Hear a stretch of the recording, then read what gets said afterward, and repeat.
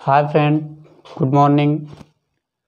आज हम आपको ग्रामर का सबसे स्पेशल टॉपिक वॉइस यानी कि आवाज़ पढ़ाने वाले हैं, जिसको हम एक शॉर्ट ट्रिक के माध्यम से क्लियर करेंगे।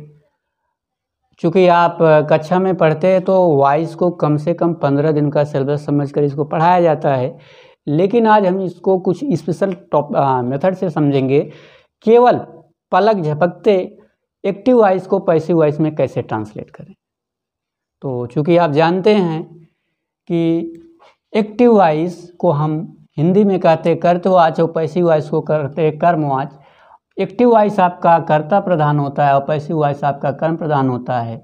बात करें फार्मूले की, तो एक्टिव वॉइस का जो फार्मूला होता है वो सब्जेक्ट और टेंस के अनुसार हेल्पिंग वर्ब, फिर मेन वर्ब और ऑब्जेक्ट होता है। लेकिन जब हम पैसिव वॉइस बनाते हैं तो फार्मूला सीधा सीधा उल्टा हो जाता है, यानी कि सबसे पहले ऑब्जेक्ट लिखते हैं, ऑब्जेक्ट के अनुसार हेल्पिंग वर्ब लगता है। और पैसिव वॉइस कहता है एक्टिव वॉइस से कि आप वर्ब का कोई भी फॉर्म इस्तेमाल कीजिए, हम always use of only verb का थर्ड फॉर्म। और इसके बाद हम बाई लगाकर सब्जेक्ट को लिखते हैं। क्योंकि आप जानते हैं कि how many types of tense, तो आंसर मिलेगा कि इट इज़ मेनली 12 टाइप्स, लेकिन वॉइस ओनली एड्स का ही बनता है। किसका नहीं बनता है वो आपके सामने देखने को मिलेगा। क्योंकि आप जानते हैं कि सभी टेंसों के परफेक्ट कंटिन्यूअस टेंस का, इसके अलावा फ्यूचर के कंटिन्यूअस टेंस का वॉइस नहीं बनता, तो उसको हमने क्रॉस कर दिया है।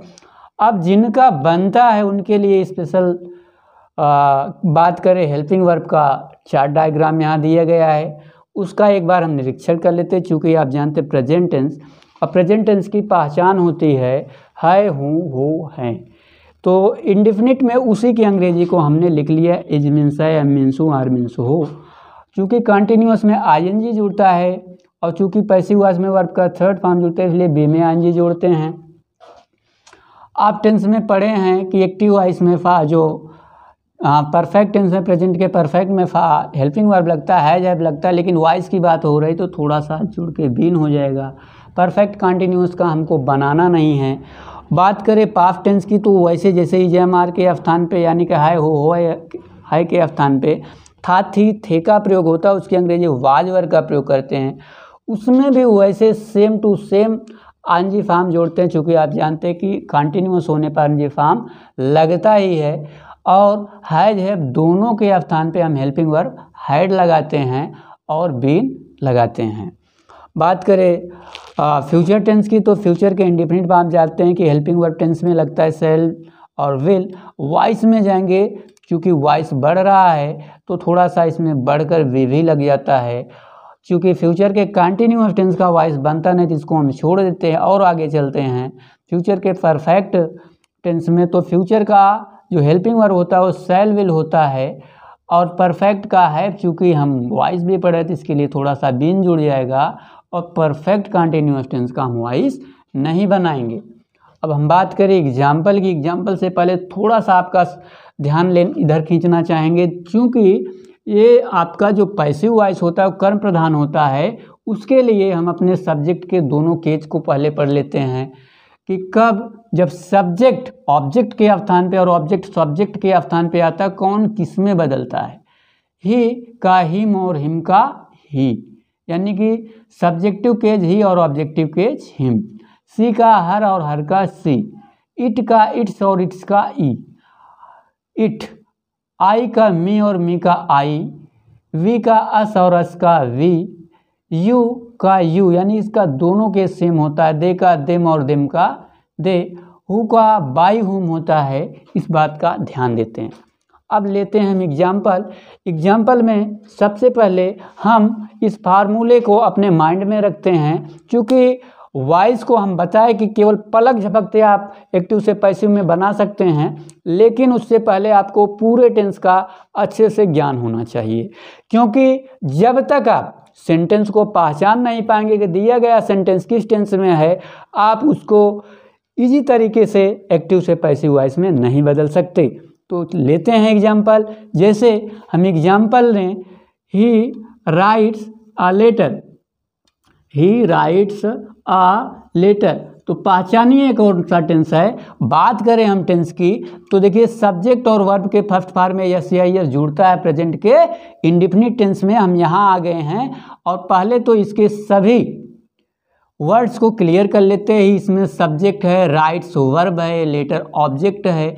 क्योंकि आप देख रहे हैं कि आपका सेंटेंस इस फॉर्म में दिएगा, एक्टिव फॉर्म में दिएगा, इसको पैसिव फॉर्म में बदलेंगे तो इसके लिए सबसे पहले आपको लिखना ऑब्जेक्ट, और ऑब्जेक्ट आपका है ए लेटर। सेंटेंस शुरू कर रहे हैं तो पहला अक्षर कैपिटल हो जाएगा, तो क्या हो गया ए लेटर। और बात करें इंडिफिनिट में तो ए लेटर मतलब एक पत्र, एक वचन सब्जेक्ट के साथ इज, आई के साथ एम और बहुवचन के साथ आर, तो ए लेटर है। तो हेल्पिंग वर्ब क्या लगेगा इज, फिर वर्ब का थर्ड फॉर्म, राइट का थर्ड फॉर्म हो जाएगा रिटन, और फिर आपको लगाना है बाई, बाई लिख दिए, फिर लिखना है सब्जेक्ट, सब्जेक्ट आपका ही था और ये ऑब्जेक्ट के स्थान पे जाएगा तो ऑब्जेक्टिव केस हिम हो जाएगा। और भी एक एग्जांपल लेते हैं, जैसे you have finished your work, you have finished your work. ध्यान दीजिए यू इसमें सब्जेक्ट है, फिनिश्ड आपका मेन वर्ब है, योर वर्क ऑब्जेक्ट है। तो इसको भी देखिए सब्जेक्टिव फॉर्म में दिया, जबकि ऑब्जेक्टिव फॉर्म में बदलेंगे तो सबसे पहले ऑब्जेक्ट लिखेंगे यानी कि योर वर्क। टेंस देख लीजिए हैज़ और हैव किस टेंस में लगता है। तो बात करें तो हम देखते हैं कि यह प्रेजेंट परफेक्ट टेंस में लगता है, एक वचन सब्जेक्ट के साथ हैज़ और प्लूरल के साथ है। तो योर वर्क यानी कि सिंगुलर है तो क्या लगेगा हैज़ बीन, क्या लगेगा हैज़ बीन। और हेल्पिंग वर्ब के बाद वर्ब का थर्ड फॉर्म, तो चूँकि आप जानते हैं कि परफेक्ट टेंस में always use of only verb का थर्ड फॉर्म, तो यहाँ वर्ब का थर्ड फॉर्म ऑलरेडी दिया गया फिनिश, तो हमने लिख दिया फिनिश्ड। फिर आपको क्या लगाना है, बाई लगाना है तो आप लगा दिए बाई। फिर क्या लिखना है सब्जेक्ट, सब्जेक्ट क्या था यू, और यू का ऑब्जेक्टिव केस भी यू होता है।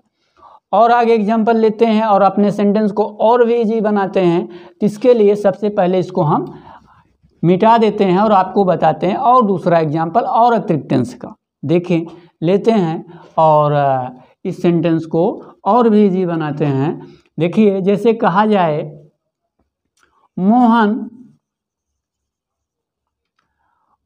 थोड़ा सा चल नहीं रहा है, मोहन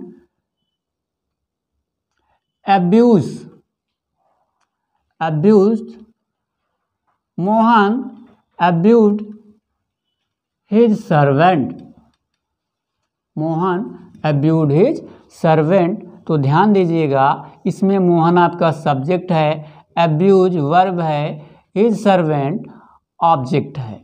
तो देखिए सब्जेक्ट वर्ब का सेकंड फॉर्म किस टेंस में लगता है, तो माइंड में आप जोड़ डालेंगे तो पता चलेगा पास्ट का इंडिफिनिट है। पास्ट के इंडिफिनिट में जाएंगे तो हेल्पिंग वर्ब वाज और वर लगता है, यानी कि एक वचन करता है या आई के साथ वाज, बहुवचन के साथ वर। तो सबसे पहले हमको ऑब्जेक्ट लिखना है तो हमने लिख दिया इज सर्वेंट, और यह सिंगुलर है तो इसके लिए हम लगाएंगे वाज।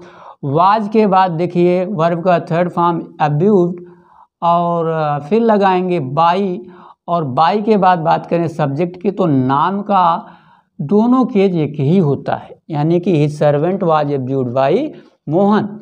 आगे और भी एग्जाम्पल है उसको भी हम बताते हैं और आप ऐसे ही आसान तरीके से इस एग्जाम्पल को समझकर अपने सेंटेंस को बना भी सकते हैं। देखते हैं जैसे कहा जाएगा आई शैल कॉल हिम, आई शैल कॉल हिम। तो आई सब्जेक्ट है, कॉल वर्ब है, हिम ऑब्जेक्ट है। और ये बात करें टेंस की तो शैल भी लगता है फ्यूचर के इंडेफिनिट टेंस में। तो सबसे पहले हम क्या लगाएंगे ऑब्जेक्ट, यानी हिम का सब्जेक्टिव केस ही, और आप जानते हैं इंडेफिनिट में क्या लगता है हेल्पिंग वर्ब शैल भी, विल भी। ही के साथ विल भी आप जानते हैं कि केवल आई और वी के साथ ही शैल लगता है, और से सभी कर्ताओं के साथ विल भी का प्रयोग होता है। वर्ब का थर्ड फॉर्म लगेगा तो काल का काल्ड हो जाएगा। फिर हमको बाई लगाना है तो बाई लिख दिया और सब्जेक्ट आई का मी हो जाएगा। इसी तरीके से सभी सेंटेंस को इस फार्मूला चार्ट या हम कह सकते हैं हेल्पिंग वर्ब के चार्ट के माध्यम से किसी भी सेंटेंस को आसानी से बदल सकते हैं। केवल आपको सेंटेंस पहचानना है, सेंटेंस के अकॉर्डिंग यहाँ से आप चुनेंगे हेल्पिंग वर्ब और सेम यानी कि पूरे सेंटेंस में आपका ओनली यही फार्मूला चलेगा। सबसे पहले ऑब्जेक्ट, फिर हेल्पिंग वर्ब, फिर वर्ब का थर्ड फॉर्म, फिर बाई और फिर सब्जेक्ट। अगर कभी कभार सेंटेंस में अतिरिक्त वर्ड आ रहा है तो उसको हमेशा सब्जेक्ट के बाद लिखना है। तो इसी तरीके से 60 की वीडियो पाने के लिए आप हमारे चैनल को ज़्यादा से ज़्यादा शेयर और सब्सक्राइब करें। धन्यवाद।